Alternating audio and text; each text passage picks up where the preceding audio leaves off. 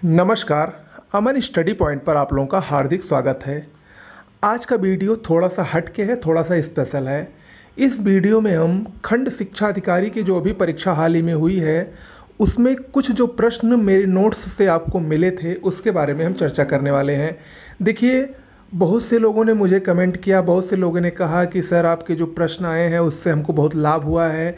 लेकिन बहुत से लोग ये भी सोचते हैं, सबकी अपनी अपनी सोच होती है कि सब चैनल वाले हवा हवाई हैं, ऐसे ही बातें करते हैं। तो एक प्रकार से आज का हमारा वीडियो जो है वो आंसर की भी मान लीजिए।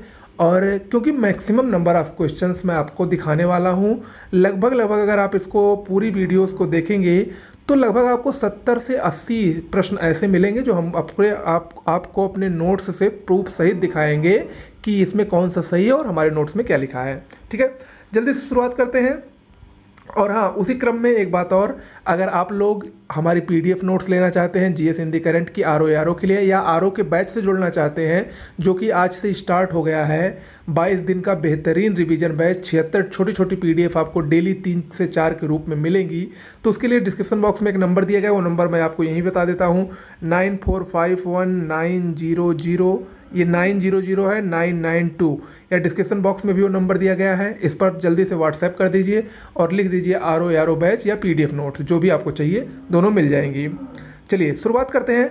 देखिए, ये तीसरा प्रश्न आया था, भारतीय संविधान के 74वें संशोधन के संबंध में कौन सा कथन सही है। ये 4 कथन दिए गए हैं और उसके बाद हम आपको इसका उत्तर बता रहे हैं। देखिए, हमारी नोट्स में साफ साफ दिया है 74वां संशोधन अधिनियम 1992। इसमें देखिए क्या लिखा है, इसमें भाग 9 का 12वीं अनुसूची और 18 अनुच्छेद जोड़े गए। इसके अलावा इसमें नीचे लिखा गया है कि महिलाओं को 1/3 आरक्षण दिया गया। और इसमें देखिए पहला, नई अनुसूची जोड़ दी गई, नगर पालिकाओं को कार्यपालिका की पुनर्संरचना संरचना हुई, नगर पालिकाओं में महिलाओं के लिए आरक्षण हुआ। ठीक है, यानी इसमें चौथा नहीं सही है, 1, 2 और 3 सही हैं। ओके, और ये आपको हमारी नोट्स में दिया गया है। जिन्होंने पढ़ा होगा उन लोगों को निश्चित रूप से फ़ायदा हुआ होगा, अगर अच्छे से पढ़े होंगे तो। देखिए, 2 बातें होती हैं, कुछ लोग नोट्स लेकर उसको ऐसे रख लेते हैं और कुछ लोग नोट्स लेकर उसका सदुपयोग करते हैं, उसको अच्छे से पढ़ते हैं और उन्हीं का सिलेक्शन हो जाता है। तो नोट्स लेने से ही कुछ नहीं होगा जब तक आप उसको अच्छे से पढ़ेंगे नहीं। ठीक है, इसके बाद अगला प्रश्न ये देखिए, भारतीय संविधान के संबंधित अनुच्छेद से है। इसमें तो एक ही अगर आपको आता होगा, सिर्फ अगर आपने सिर्फ नीति निर्देशक तत्व तो पढ़े होंगे, अनुच्छेद 50, न्यायपालिका को कार्यपालिका से पृथक करना, जो कि हमारे उसमें है नोट्स में, तो उससे ही आपका ये सुमेल हो जाएगा। अनुच्छेद 50 यानी डी का 3, तो डी का 3 सिर्फ एक ही में है, यानी ऑप्शन बी इसमें सही है। ओके, इसके अलावा ये जो तीनों हैं, ये जो मूल कर्तव्य हैं, ये भी आपको हमारे नोट्स से मिल जाएंगे। यहाँ पर देखिए सारे मूल कर्तव्य दिए गए हैं हमारे नोट्स में, वो आपको यहाँ से मिल जाएंगे।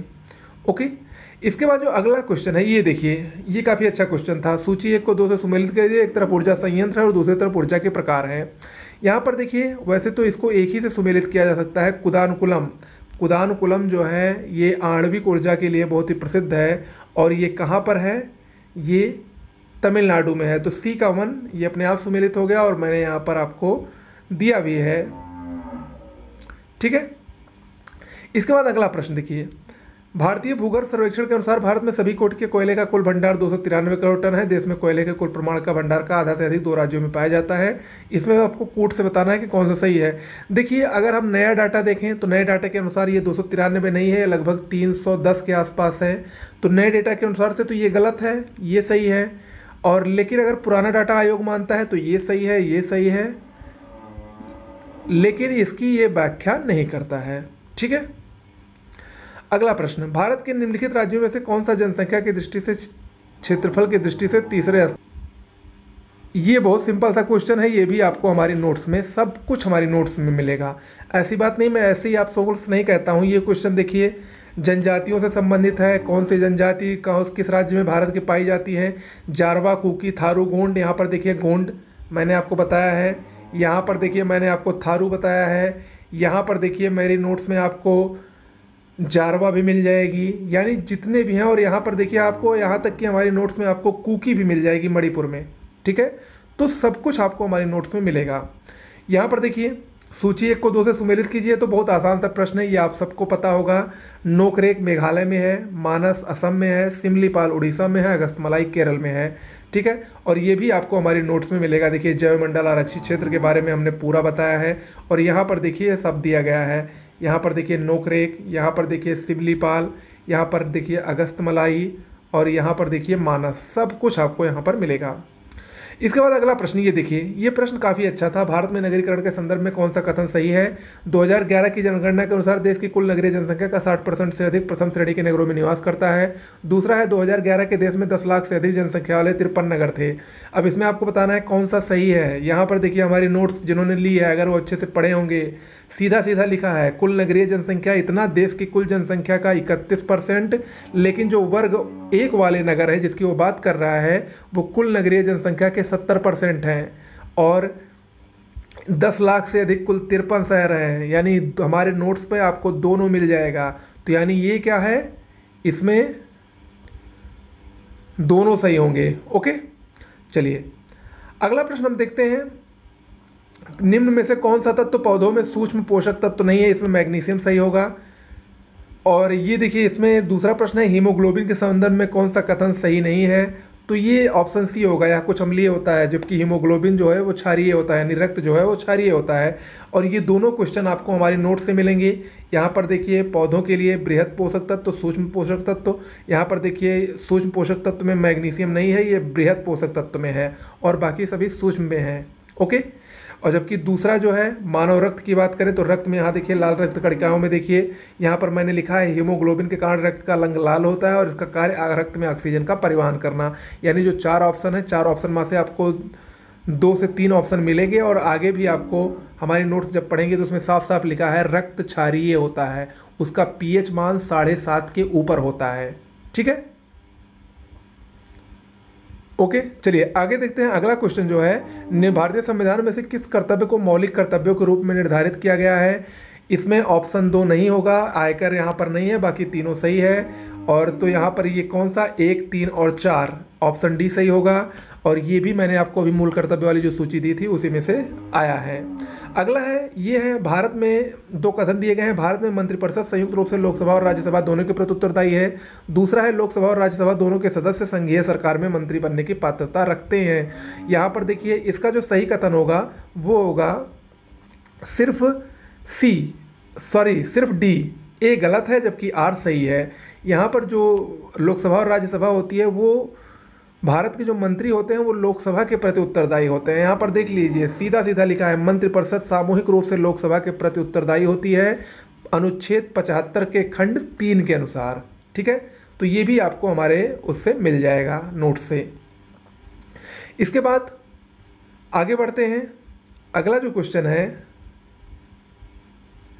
यहाँ पर देखिए क्वेश्चन और आया था कि पंचायती राज पर गठित ये समितियों को आपको कालानुक्रम के अनुसार लगाना था। पहली समिति BR मेहता थी, फिर अशोक थी, यानी इसमें ऑप्शन डी सही था, 4, 3, 2, 1। इसमें ऑप्शन सी सही था। पहले BR मेहता, उसके बाद अशोक मेहता, फिर राव, फिर ML सिंघवी। और इसको हमने अपने नोट्स में भी दिखाया है आपको। देखिए ML सिंघवी 86 में, VR राव 85 में, उसके बाद यहाँ पर देखिए अशोक मेहता और बलवंत राय मेहता 1977 में और 1956 के आसपास। ठीक है, तो ये भी आपको हमारी नोट से मिला। आगे देखिए अगला जो है, भारतीय संविधान का कौन सा भाग केंद्र और राज्यों के मध्य वित्तीय संबंध प्रस्तुत करता है? ये बहुत ही आसान प्रश्न है, लेकिन बहुत से लोग इसको इग्नोर करते हैं, और हमारी नोट्स में ये भी दिया गया है। यहाँ पर देखिए भाग 12 में लिखा है वित्त, संपत्ति, संविदाएं और वाद। वित्त संबंधी सारी जानकारियां भाग 12 से दी गई हैं, भाग 12 उसमें सही है। इसके बाद अगला देखिए, ये भी काफ़ी इंटरेस्टिंग क्वेश्चन था। निम्नलिखित पल्लव शासकों का नाम उनके राज्यकाल को दृष्टिगत रखते हुए कालानुक्रम व्यवस्थित कीजिए। परमेश्वर वर्मन फर्स्ट, नरसिंह वर्मन फर्स्ट, नंदी वर्मन द्वितीय और महेंद्र वर्मन फर्स्ट।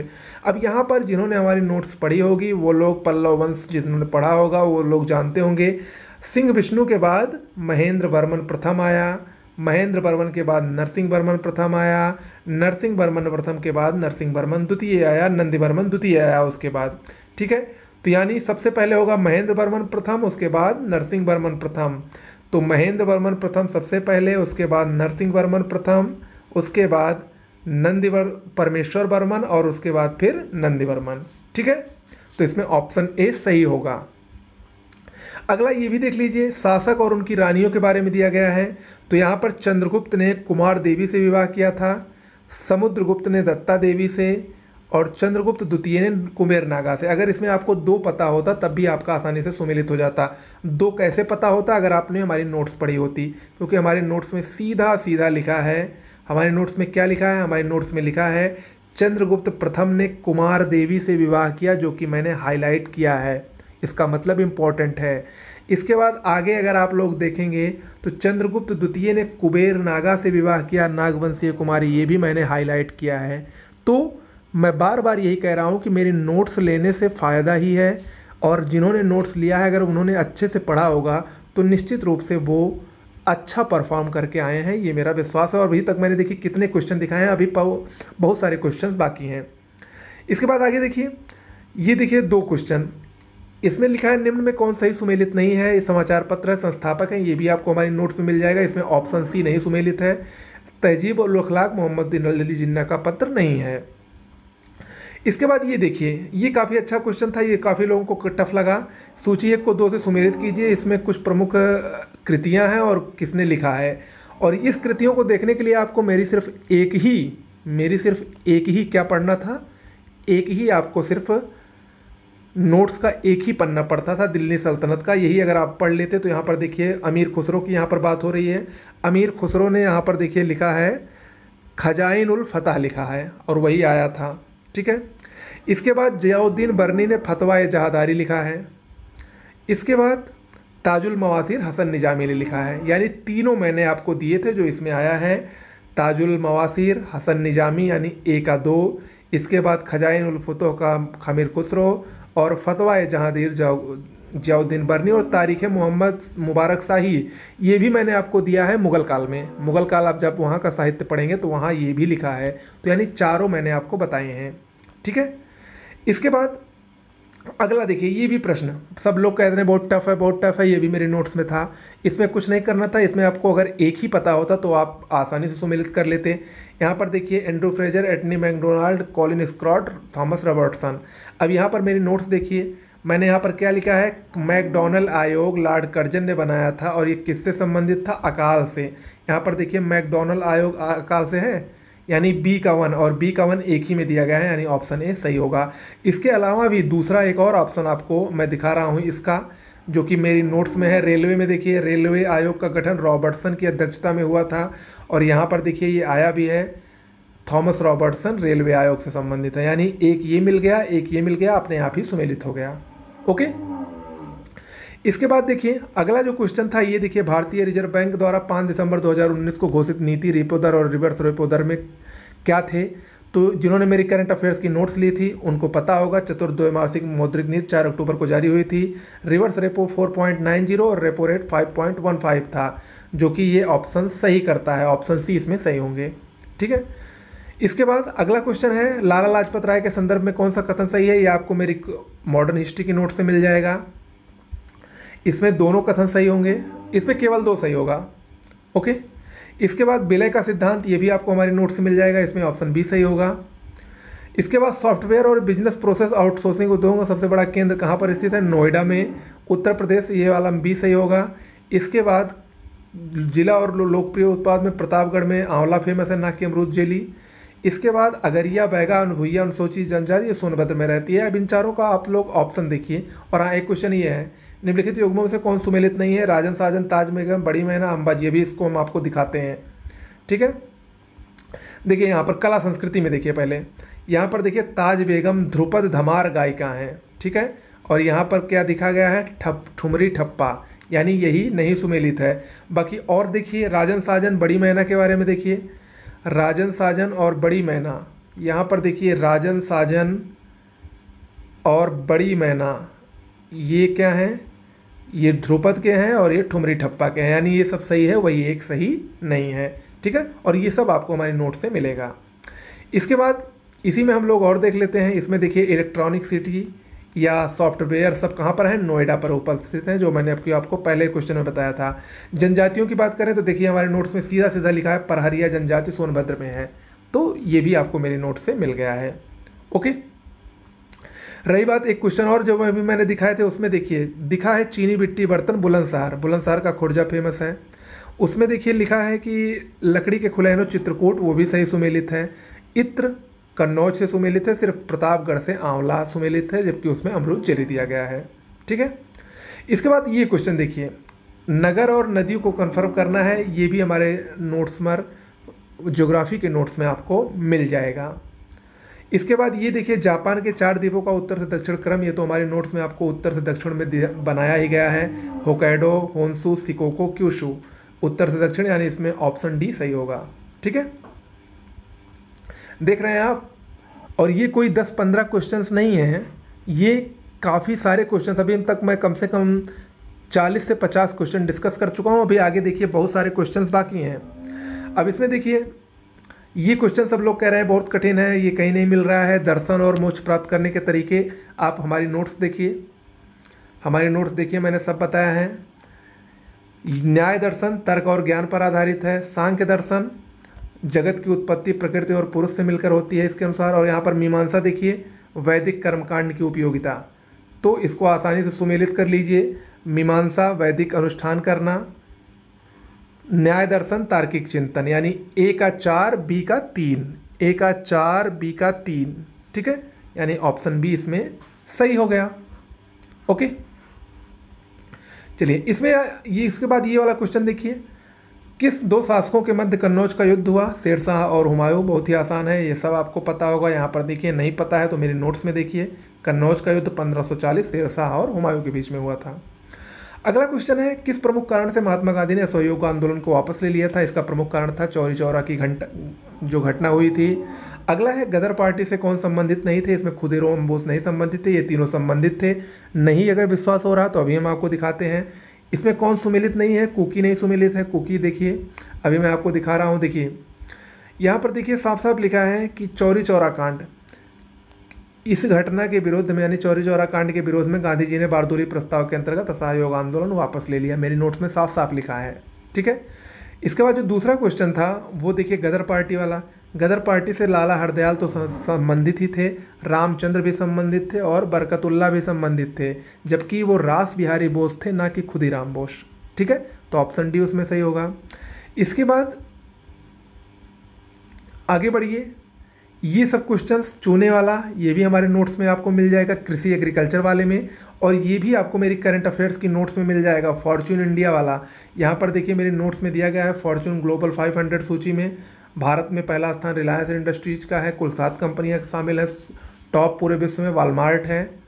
तो यानी कहने का मतलब है जिन्होंने हमारी नोट्स ली है, मैं उम्मीद करता हूँ वो अच्छा परफॉर्मेंस करके आए हैं, और जिन्होंने नहीं ली है वो अगर सीरियस हैं आप पढ़ाई के पीछे तो ज़रूर लें। ठीक है, मेरे बैच को भी ज़रूर ज्वाइन करें। इसके बाद ये देखिए, भारतीय दलहन अनुसंधान संस्थान उत्तर प्रदेश में कानपुर में है। कौन सा जिला संतरे का सर्वाधिक उत्पादक है? सहारनपुर, बिल्कुल सही है। इसमें देखिए बीबी गिरी कहाँ पर है? नोएडा में है। भारतीय सब्जी कहाँ पर है? वाराणसी में है।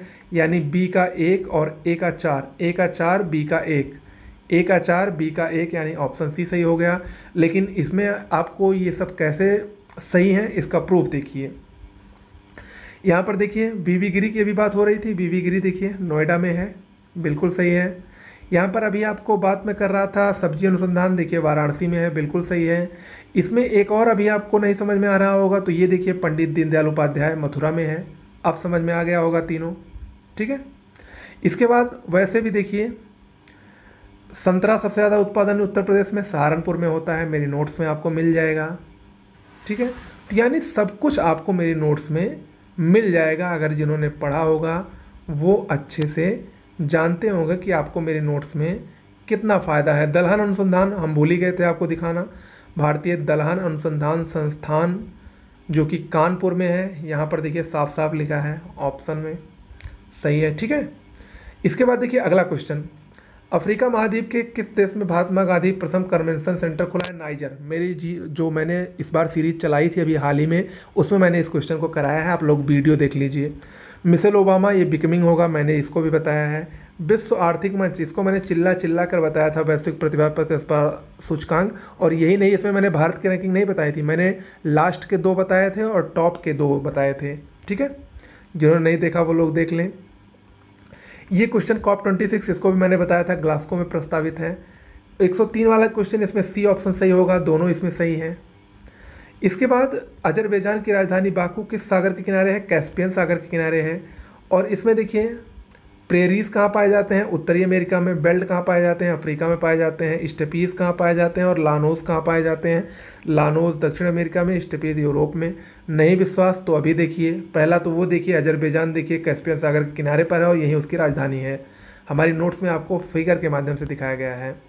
इसके बाद घास के मैदान देखिए, मैंने एक ही पेज में पूरा घास का मैदान दिया है।